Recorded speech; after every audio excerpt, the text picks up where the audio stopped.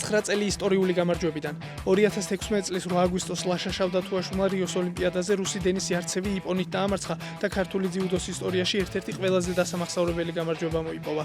ბრძოლის მოგება ქართველმა ემოციური ჟესტით აღნიშნა და რუს სპორტსმენს საქართველოს დროშაზე მიანიშნა.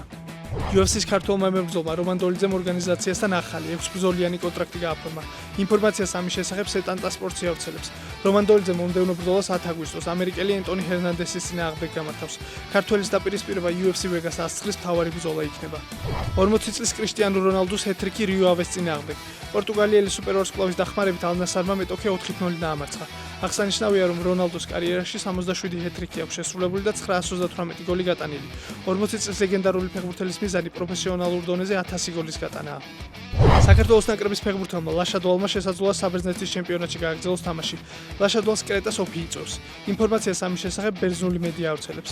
ოფში კიდევ ერთი ქართველი ლევან შენგელია თამაშობს.